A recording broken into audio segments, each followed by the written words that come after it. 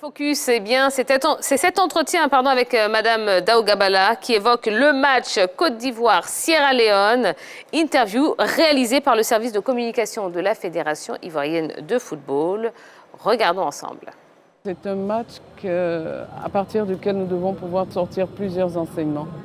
D'abord au plan technique, donc coach va prendre les mesures qu'il faut.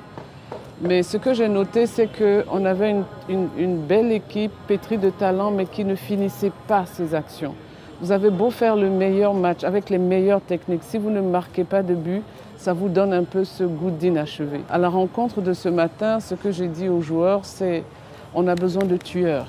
Ils auraient pu tuer le match à la première mi-temps, mais ils ont été un peu trop à l'aise. Il faut qu'on apprenne, si on est des guerriers, il faut qu'on apprenne à un moment donné à être des tueurs, pour mettre vraiment toutes les chances de notre côté. Et pour avoir suivi la causerie, je pense que personnellement, j'ai pu lire plus ou moins le jeu que les garçons ont eu sur le terrain. C'est un match aussi pour lequel on doit tirer beaucoup d'enseignements psychologiques. Aujourd'hui, on est à la CAN, les équipes sont aussi talentueuses les unes que les autres, et ce qui va nous faire gagner, nous faire avancer, c'est le mental. Et j'ai dit aux garçons, le premier champ de bataille pour eux, c'est le mental. On va avoir toutes les adversités autour de nous. Mais si on n'est pas fort, on ne pourra pas avancer. D'ailleurs, on dit que quelqu'un est courageux quand il accepte de surmonter des difficultés. On dit qu'il est fort quand il surmonte ces difficultés. Donc, affrontons les difficultés, surmontons-les, et c'est comme ça qu'on va sentir que nous sommes forts. Donc, je pense que c'est un match qui nous donne beaucoup d'enseignements, enseignements techniques, enseignements psychologiques. Il faut que les garçons se réveillent rapidement pour avancer. Vous savez, c'est très difficile d'annoncer une telle nouvelle à quelqu'un qui a eu déjà un choc psychologique la veille, avec un match où il culpabilise déjà. Oui, j'ai vu Badra, je suis restée à côté de lui. Je l'ai trouvé en larmes, je l'ai trouvé effondré. Il devait comprendre qu'il n'est pas coupable, mais que ce sont les volontés de Dieu. Il est omniscient, il est souverain et Dieu sait, je veux dire, ce qu'il fait. Quand un homme ou une femme perd son père, ça la met en position de responsabilité. Donc c'est un peu ce que j'ai pu lui communiquer comme message. Comme on dit chez nous, Yako, sois fort. Ton père est parti, il ne faudrait pas qu'il soit parti pour rien. Et sois fort parce que l'équipe a besoin de toi et ta famille a encore besoin de toi. Et je pense que Badra l'a compris parce qu'il a demandé à revenir s'entraîner encore cet après-midi. Parce qu'il faut très vite qu'il passe ce choc-là. Vous savez, dans la vie, chacun de nous fait des erreurs.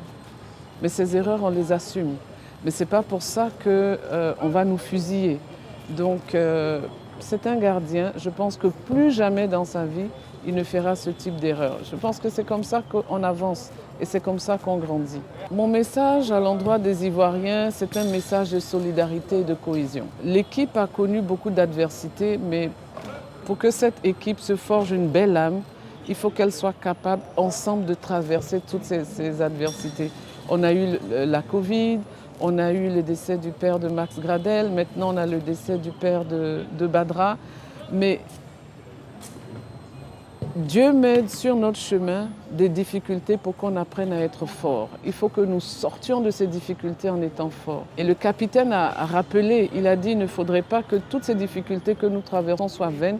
On est ici pour remporter la coupe et il faut que nous retournions à Abidjan avec la coupe. Je voudrais dire aux Ivoiriens, moi j'applaudis l'ouverture des médias, j'applaudis l'utilisation des réseaux sociaux, mais n'utilisons pas les réseaux sociaux pour tuer les individus. Je pense que apprenons à utiliser les réseaux sociaux sans être méchants.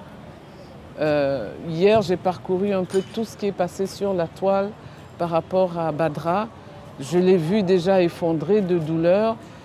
Lui-même, psychologiquement, c'était difficile pour lui. Et quand je regardais tout ce qui se passait sur la toile, j'ai eu doublement mal pour lui.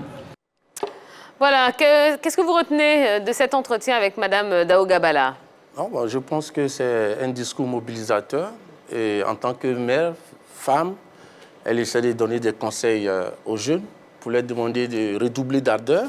Mais comme je l'ai dit, il y a un adage qui dit « celui qui aime bien châtie bien ». Certainement, c'est pourquoi la présidente du CONO a dû dire que les enfants étaient endormis, qu'il fallait se réveiller. Bon, ça, s'ils étaient endormis, je ne crois pas qu'ils seraient encore leaders de cette poule-là. Mais je crois qu'elle voulait plutôt dire d'élever le niveau du jeu. Donc, je pense que le message a dû atterrir dans les oreilles des joueurs. Et je crois qu'ils vont bien l'écouter pour que, lors du troisième match, qu'ils puissent élever le niveau de leur jeu et battre l'Algérie.